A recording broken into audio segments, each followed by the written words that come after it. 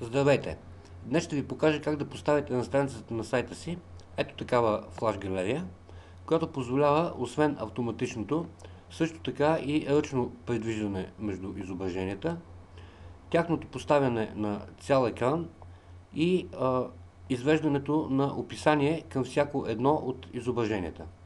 Галерията е реализирана благодарение на специалния флаш компонент JW Image Rotator, който се намира ето на този адрес. Като първото нещо, което трябва да направим е тук от вкладката Download да свалим ротатора. След неговото сваляне и разопаковането на zip архива, получаваме папката Image Rotator, в която са разположени всички файлове, необходими за правилната работа на галерията. Какво още ще ни бъде необходимо? Това е HTML страницата, на която ще поставим галерията. Така, аз съм подготвил ето тази празна HTML страничка на нашия тестов мини сайт, на която ще реализираме галерията.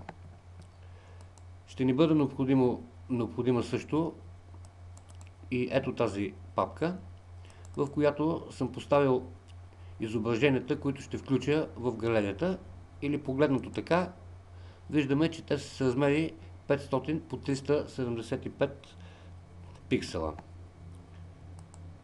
По-нататъка ще ни бъдат необходими XML файла на галерията, специалният JavaScript файл swobject.javascript, както и swf флаш файла на самия компонент. Така копираме папката с изображенията, XML файла, JavaScript файла и swf файла на компонента в корена на нашия сайт.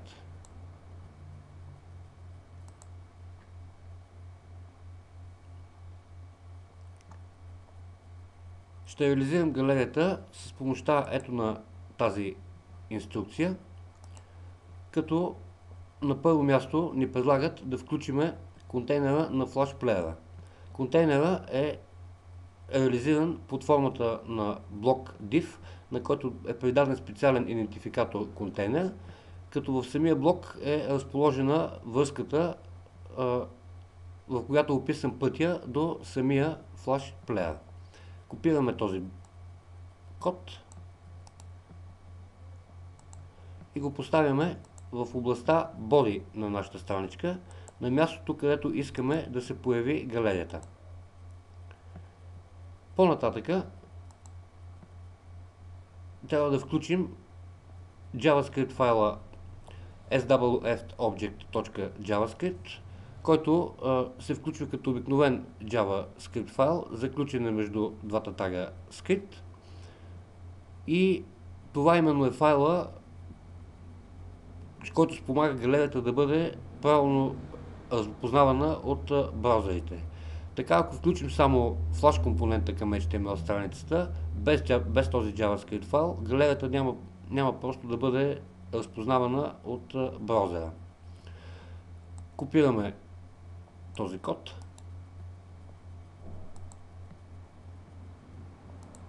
и го поставяме в областта Head на нашата страница. И последното нещо, което трябва да направим по инструкцията, е да включиме флаш компонента. Флаш компонента е заключен между двата тага script и, както виждаме, най-напред се търси файла imagerotator.swf, като от параметъра за широчина, ето тук,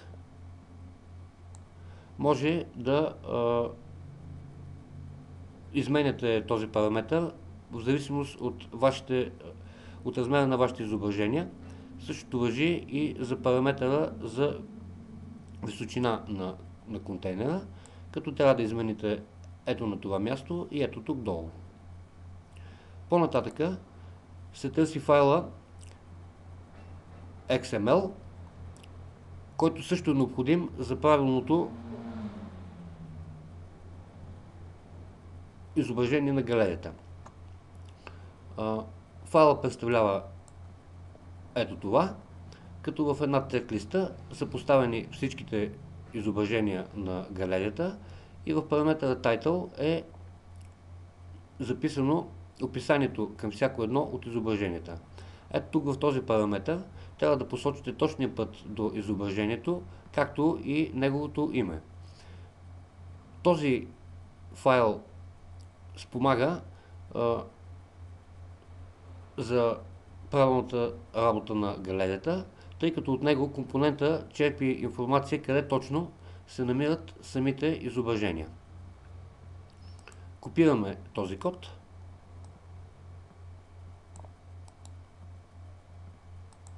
и го поставяме също в областта Body на нашата страница.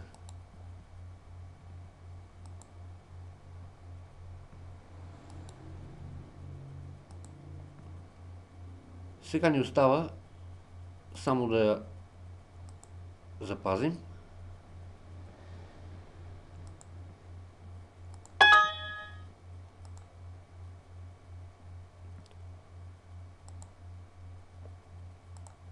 И да я обновим в браузъра. Виждаме, галерията се появява и всичко работи нормално. Това беше всичко от мен за днес. До нови срещи!